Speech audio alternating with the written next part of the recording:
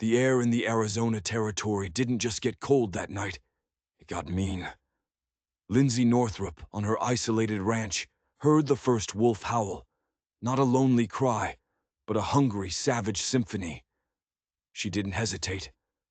Her father taught her to shoot before he taught her to bake, and out here, a steady hand was everything. She grabbed her Winchester. What she found wasn't just a pack of wolves, but a downed rider fighting for his life against impossible odds. This wasn't just a rescue. It was the first domino in a chain of events that would shake the entire territory to its core. The desert was a brutal teacher. 3 years ago, fever took her father, leaving Lindsay alone with a piece of land everyone else wanted. Every creak of the cabin, every whisper of wind she knew. And the sound now? That was the sound of death closing in. The wolves were organized, relentless. She moved, not towards the safety of her cabin, but into the fray. Her boots barely disturbed the dust as she navigated the moon-drenched darkness. Then, a terrified whinny, a human cry. She crested a rise and saw it. A man, surrounded, losing the fight. The alpha wolf had the horse by the throat. Lindsay raised her rifle. Crack! The alpha dropped. The pack faltered. Crack! Another wolf went down. Crack! A third crumpled. The remaining shadows vanished, leaving only silence, the man's ragged breaths, and his dying horse. Lindsay approached cautiously, rifle ready. He was a mess of blood and dirt, gashes everywhere, a brutal bite on his leg. His face, obscured by dark, matted hair, showed only a firm grip on his knife. "Don't move," she commanded. "The pack's gone." He grunted, tried to push up, and collapsed. She knelt. "I won't hurt you. Let me see." He turned his head slowly. Those eyes, dark, proud, filled with suspicion, but a fire burned deep within them. He wasn't from around here. No flashy cowboy gear, just practical buckskins. "That leg needs tending," she stated, ignoring his silence. "The horse is beyond help." A flicker of something, loss, crossed his face. "Can you stand?" she asked. He tried, swayed. Without thinking, she reached, steadied him. His skin was fever hot, his muscle like steel. He flinched, an animal recoil, but didn't pull away. "My cabin," she insisted. "You'll die out here. Your choice." He stared, assessing her, and then a barely perceptible nod. The knife fell. He leaned on her. The debt was paid for now. But Lindsay felt a chill. This was just the beginning. Getting him inside was a fight. He was heavy, every movement a fresh wave of pain.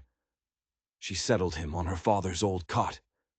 The cabin was simple, but it was home. The fever raged.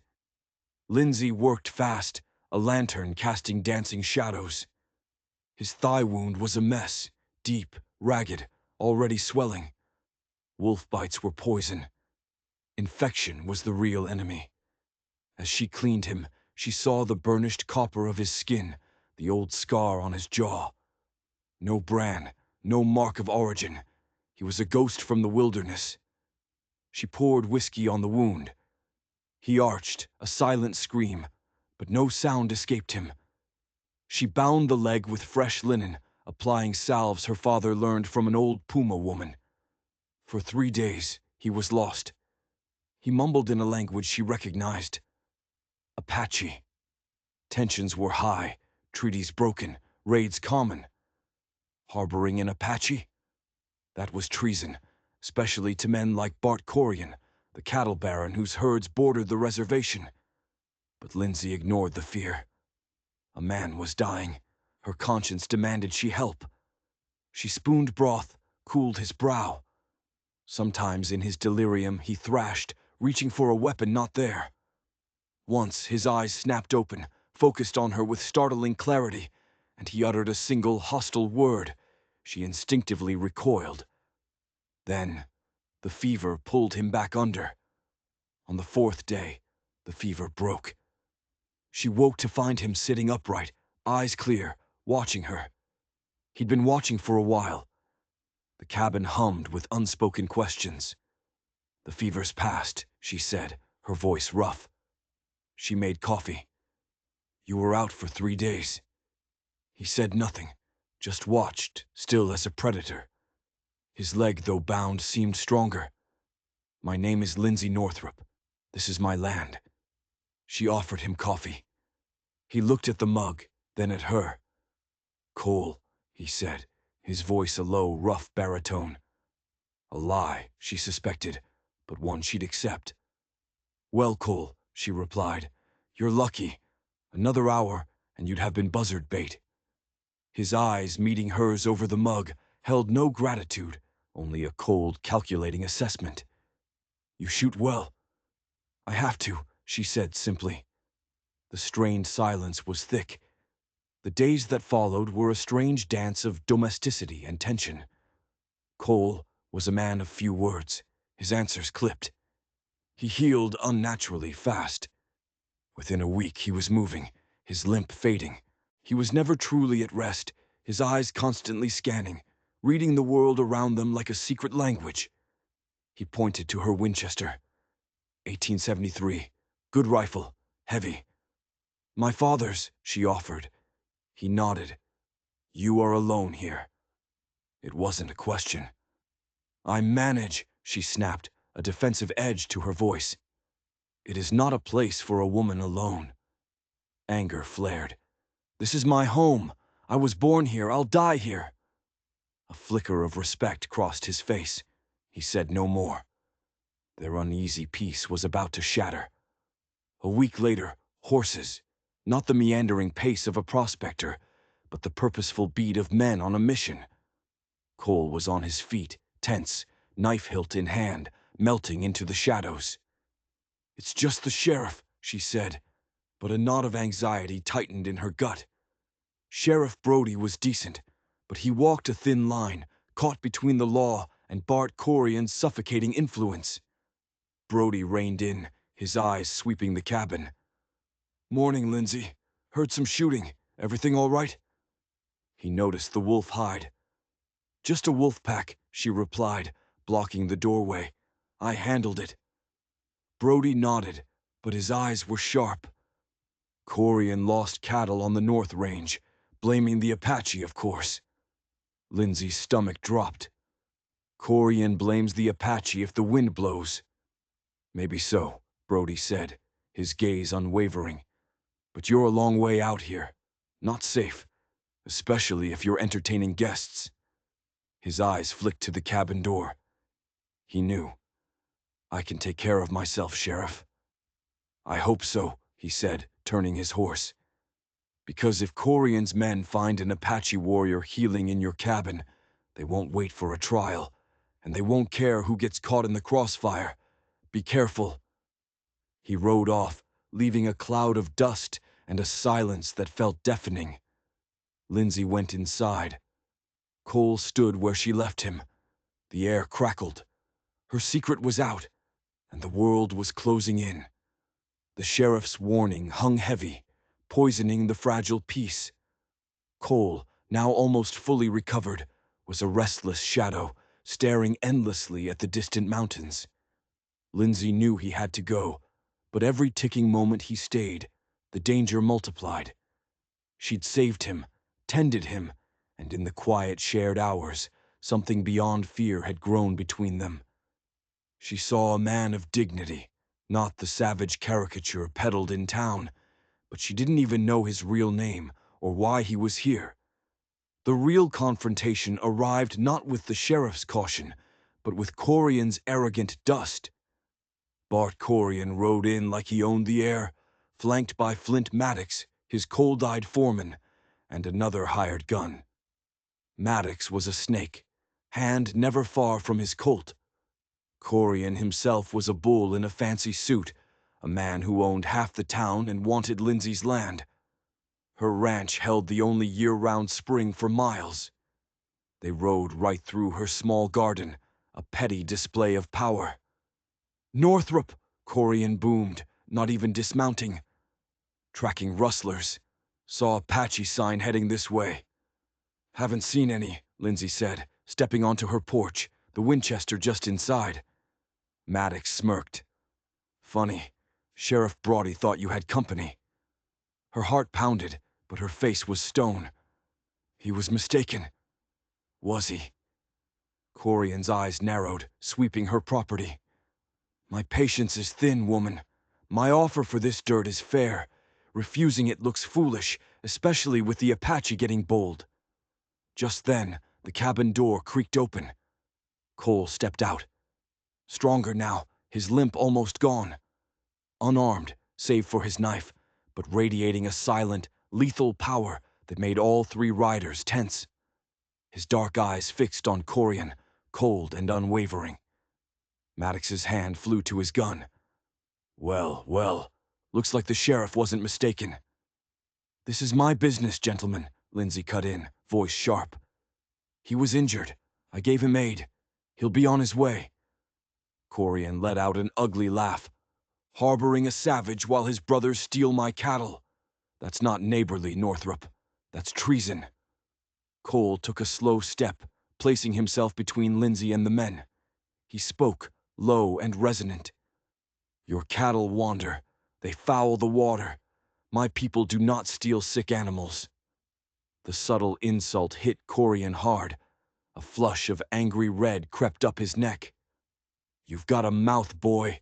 We know how to shut mouths like yours. Maddox, seeing his chance, spurred his horse, aiming to ride Cole down. Intimidation, or 101. But what happened next was lightning fast. Cole didn't flinch. As the horse bore down, he moved like a striking snake, sidestepping, grabbing the bridle, and hitting a nerve cluster in the animal's neck with brutal precision. The horse shrieked, rearing violently. Maddox was thrown, landing hard in the dust. The second rider drew his pistol, but Cole was faster, scooping dirt and rocks, flinging them straight into the man's face. The rider screamed, clawing at his eyes, dropping his gun. It was over in seconds. Cole stood between the two downed men, relaxed, but radiating menace. Maddox scrambled up, fury and humiliation warring on his face, reaching for his gun again. I wouldn't, Cole whispered, and Maddox froze, hand hovering. He saw something in Cole's eyes, a promise of swift, brutal violence that trumped his rage. Corian, face purple, finally found his voice. Who in the hell are you? Cole turned, his gaze like flint. Then, for the first time, he spoke in his own tongue, sharp and clear, imbued with ancient authority that made the air vibrate. Shir Nachai Manga Spear. Then, in English, his voice resonating with cold pride for Lindsay and the others to hear, I am Nacha, son of Mangus, chief of the Chiricahua. This land you stand on was ours before your grandfathers knew what a horse was. I was not stealing your sick cattle. I was on a pilgrimage to the place of my birth, alone, as is the custom. You are the thieves, Corian.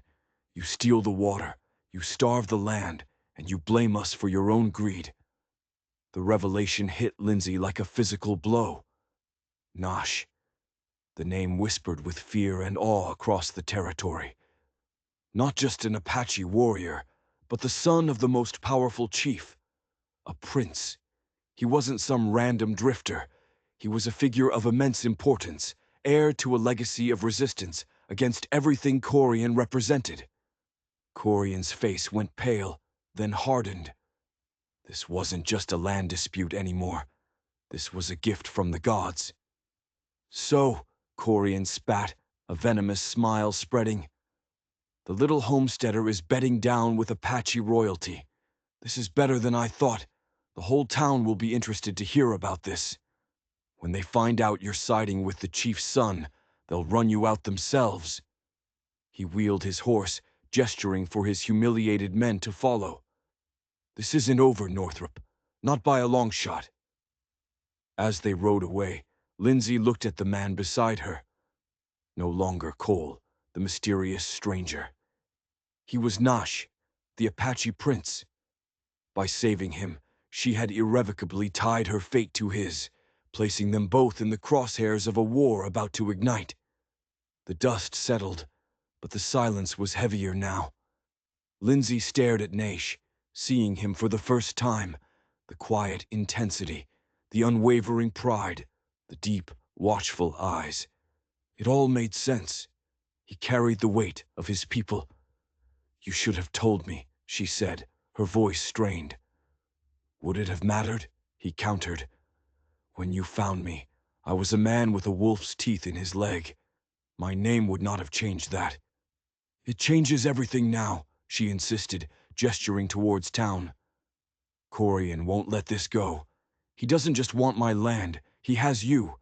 You're the perfect excuse to rally the town, get the army involved. He'll paint you as a spy, a raider, and me as your collaborator."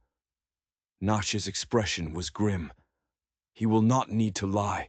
He will create the truth he wants." His gaze drifted to the mountains.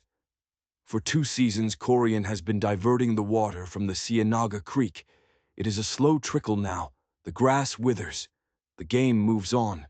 My people are strong, but he is patient. He plans to starve us into submission, or force us into a fight we cannot win. Suddenly, the pieces clicked into place for Lindsay. Corian's random acts, the rustling accusations, the pressure on landowners with water. It was all a sinister strategy. "The cattle he claims you stole," she murmured. "He's hiding them. He's creating a phantom menace to justify moving against your people and seizing the last of the free water. He builds his own ladder and calls it justice," Nachi confirmed. "I came to see the extent of his theft with my own eyes. I was on my way back to my father when the wolves found me." They stood there, 2 impossibly different people, united by a common enemy. Despair washed over Lindsay, quickly replaced by defiant anger. This was her home. Her father's lifeblood was in this soil. She wouldn't be run off by a bully. "He'll fail," she vowed. Nash looked at her, a flicker of surprise in his eyes. "You have courage, Lindsay Northrop, more than most of the men who call me a savage." "It's not courage," she corrected. "It's all I have left. If I run, I have nowhere to go. This land is all that's left of my family." A silent understanding passed between them, both fighting for their heritage, for their father's legacies. "Corian thinks he has us trapped," Lindsay continued, her mind racing. "He'll use my betrayal to turn the town against me, making it impossible to get help. He'll use your presence as proof of an Apache attack. He will send his foreman, Maddox, to watch you," Natcha predicted, "to ensure you do not speak to the sheriff, to isolate you completely." "Then we can't be seen together," she realized. "You have to leave now, go back to your people, warn them." And leave her to face him alone? The thought was clearly unacceptable to him. A debt had been formed. "I do not leave my allies to be devoured." "We're not allies," she snapped, fear sharpening her words. "We're a complication. The best way you can help me is to disappear. If you're gone, maybe this will all die down." "It will not," he stated with absolute certainty. "Corian has seen my face. He knows who I am. He will not rest. He will see this as a gift from his gods.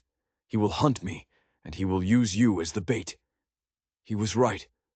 Corian was too cunning. Lindsay felt the walls closing in.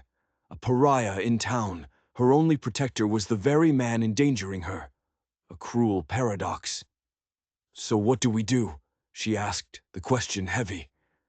"I can't fight him, and you can't be seen." Nash was silent, his gaze sweeping the horizon as if reading a secret map. "There is a way," he said finally. "But it is dangerous. You will have to trust me." "Trust you?" she scoffed, a humorless laugh escaping. "A week ago, I didn't even know your name. Now I'm supposed to trust you with my life." He stepped closer, his proximity unnerving. His dark eyes bored into hers, demanding to be understood. You did not ask my name when you pulled me from the dust. You did not ask if I was Apache or Mexican or white. You saw a man who needed help. I see a woman who needs the same. My father says a man's honor is shown not by the promises he makes, but by the debts he repays. I owe you my life. I will not see it wasted." His words stripped away her defenses. He was right. Her actions had been simple humanity. Now he offered the same. It was strange, terrifying. An alliance between a reclusive rancher and an Apache prince, sealed in blood and circumstance against a common foe. "What is this plan?" she whispered. "Corian's strength is the town's fear," Notch explained. "We must show them who the real snake is. You said he is hiding the cattle he claims were stolen. We must find them. We must find proof of his lies and deliver it not to his paid men, but to the one man who might listen. Your sheriff." "Brody is cautious," Lindsay warned. "He won't act without irrefutable proof." "Then we will find it," Nasha said with finality. "I will move in the shadows. I will watch. I will learn the movements of Corian's men. You will be my eyes and ears in the world of the white man. When the time is right, we will strike, not with rifles, but with the truth." She looked at him, at the fierce determination in his eyes, and a sliver of hope cut through the fear. It was an insane, desperate plan. It would demand lies, dissembling, risking everything on a man her society called an enemy. But in Nash, she saw no enemy. She saw a warrior fighting for his people, the man who faced wolves and thugs with unbending courage. She saw her only chance. "All right," she breathed, sealing their unholy alliance. "Tell me what I need to do." Nash vanished as silently as he appeared, a ghost slipping into the twilight. Lindsay was alone again, but her solitude had changed. It was no longer peaceful. It was a siege. Just as Nash predicted, Corian tightened the screws. In town, whispers followed her. Mr. Henderson, the store owner, barely met her eye. Women turned their backs, gossiping. The word was out. Lindsay Northrop, Indian lover, helping the Apache, bedding the chief's son. Ugly, absurd lies, but potent. Fear was a weed, and Corian was an expert gardener. Flint Maddox became a constant shadow, riding her property line with another hired gun. They never trespassed, never gave her a legal complaint for Sheriff Brody, but their message was clear. You are being watched. Every chore, every fence mended, she felt their eyes. It was a war of nerves, designed to break her, to make her sell. But Lindsay wouldn't break. She drew on the same stubborn resilience that had kept her alive for 3 years. She kept her gaze fixed on her work, denying Maddox the satisfaction of seeing her fear. Inside, however, she was a coiled spring of anxiety. Every twig snap, every owl hoot sent a jolt, Corian's men, or a sign from Nash. The signs when they came were subtle. A uniquely shaped stone on her windowsill, pointing a specific direction. A broken branch on a trail where none had been. His messages. He was close. He was watching the watchers. Their meetings were brief, perilous, in the dead of night, a mile from her cabin. He'd materialize from the shadows like a wraith. Maddox and his man watch from the ridge to the east during the day, he whispered. At night, one circles south. They are predictable. They're trying to drive me mad, she confessed, the strain evident. Their minds are small, Nash replied, not an insult, just a fact. They think in straight lines. They believe that because they cannot see me, I am not here. In these stolen moments under the cold stars, their alliance deepened, forged in shared danger and unspoken respect. She told him of the rumors, of Brody's weary neutrality. He taught her his language of the land, to read tracks, to understand a bird's alarm call. She began to see the man behind the prince, The sorrow in his eyes for his lost land, his fierce love for his people, the immense pressure of leadership. One particularly biting night, she offered him her blanket. He hesitated, a simple gesture crossing a boundary. He was the protector, the phantom. Accepting her comfort was an admission of vulnerability. Slowly he took it, wrapping it around his shoulders. The rough wool carried the scent of her cabin, wood smoke and lavender. "Thank you, Lindsay," he said, her full name feeling strangely intimate in the vast silence. "Corian is getting impatient," she whispered. "He's planning something. I can feel it." "He is," Nasha confirmed. "I followed one of his men. He rode north towards the old box canyon by Skeleton Creek. They are moving the stolen cattle there." The box canyon. Lindsay's blood ran cold. Perfect. One way in, one way out. Easily defended. Brody would need an army. "He is not just hiding them," Notch continued. "He is rebranding them. I found the remains of a fire. He is burning his own brand over the originals. He means to sell them at the next auction in Tucson, claiming they are new stock." Here it was. The proof. But it was trapped in a rock fortress. "How do we prove it?" she asked, her heart sinking. "No one can get in there." "You are wrong," Nietzsche said, his eyes glinting in the moonlight. "There is a way. An old hunting trail my grandfather used. It leads up the back of the canyon wall. A man can climb it, but it is treacherous. From the top, you can see everything." A daring, impossible plan began to form. He would guide her into the heart of the enemy's camp. "I have to be the one to see it," she realized. "It has to be my word. If you are seen, they'll call it an Apache raid. They'll dismiss everything.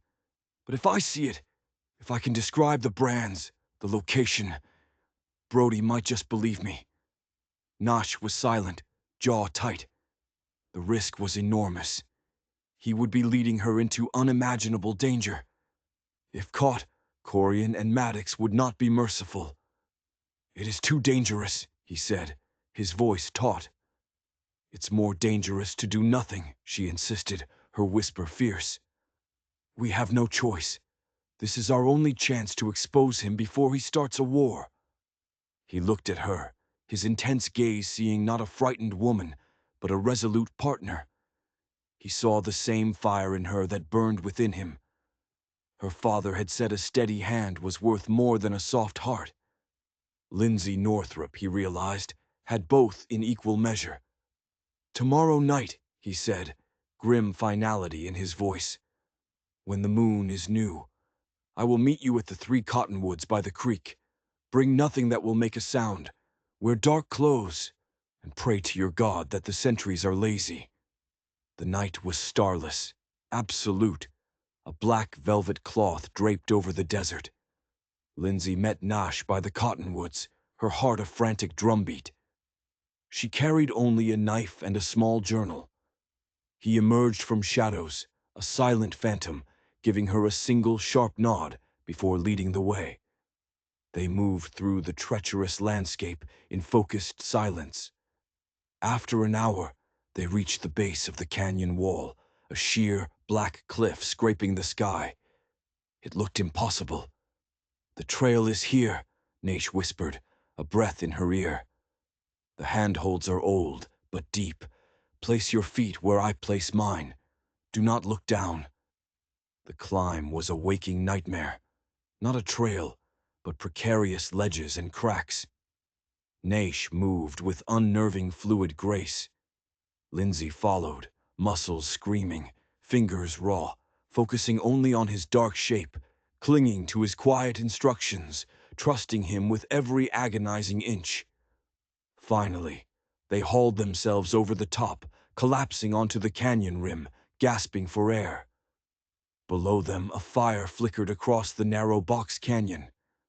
Corian's operation. 2 guards slouched by the fire. Deeper in, a large herd of stolen cattle milled restlessly. As they watched, one of Corian's men pressed a glowing branding iron to a calf's flank. The animal's pained bellow echoed off the stone walls. This was it. The proof. With shaking hands, Lindsay opened her journal. She sketched the camp layout, the guards' positions, the damning detail of Corian's Lazy Sea brand being burned over another rancher's mark.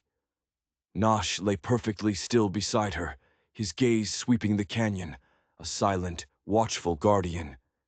He pointed to a dark cave mouth high on the opposite wall, where Flint Maddox's silhouette kept watch. They remained for almost an hour, Lindsay filling pages with evidence. "We have what we need," Nosh finally whispered. "We must go before the sky lightens." The descent was even more terrifying on exhausted limbs. Once, Lindsay's foot slipped, sending a cascade of pebbles into the darkness. She froze, heart stopping, but the sound was swallowed by the immense silence. At the bottom, they didn't stop, moving swiftly to put distance between themselves and the canyon. As the first hint of dawn grayed the eastern sky, they took shelter in a ravine. Lindsay sagged against a boulder, trembling with adrenaline and fatigue. "You were brave," Nasha said, rare praise in the quiet morning. "I was terrified," she admitted, breathless. He knelt beside her, gently taking her hands. They were scraped and bleeding. With a tenderness that seemed at odds with his warrior nature, he took a pouch from his belt and applied powdered herbs to her wounds. His touch was both a comfort and a spark, an unspoken acknowledgement of the profound trust now between them. In the crucible of the canyon, their alliance had forged into something far deeper. He released her hands, his expression urgent. "You must go to the sheriff now," he commanded. "While their guard is down, show him what you found. I will stay hidden, but I will be close. If they come for you, I will be there." Lindsay clutched the journal to her chest. Her body ached, but her resolve was steel. She had faced the devil in his canyon and returned with the truth. Now she had to pray it would be enough. Lindsay didn't hesitate. She rode hard for Serenity's Peak, the rising sun at her back, the journal in her saddlebag a heavy, hopeful burden. She ignored the hostile stares on the main street, dismounted, and strode directly into the sheriff's office. Sheriff Brody looked up, wary. "Lindsay, I hope you're not here with more trouble." "The right kind of trouble, Sheriff," she said, her voice clear and steady. She placed the leather journal on his desk, flipping it open. "You wanted proof. There it is." Brody's eyes scanned the pages, detailed sketches of the box canyon, damning drawings of altered brands, meticulous notes. He traced a JB brand, grim recognition dawning. "John Peterson's brand," Lindsay stated flatly. "Stolen by Bart Corian. He's holding them in Skeleton Canyon right now, rebranding them for the Tucson auction. It's how he's been running off small ranches and blaming the Apache for years." The sheriff leaned back, the evidence undeniable, yet politically explosive. "This is his word against yours, Lindsay, and he practically owns this town." Before she could argue, the door burst open. Bart Corian stormed in, face purple with rage, Flint Maddox at his heels. "Brody, I want this woman arrested," Corian roared, pointing a trembling finger. "She's a traitor. We have a witness who saw her last night sneaking around the North Range with that Apache prince of hers. They're planning an attack." Sheriff Brody stood slowly, his hand resting on his pistol. His gaze flickered from Corian's desperate fury to the open journal. In that moment, he saw the full picture.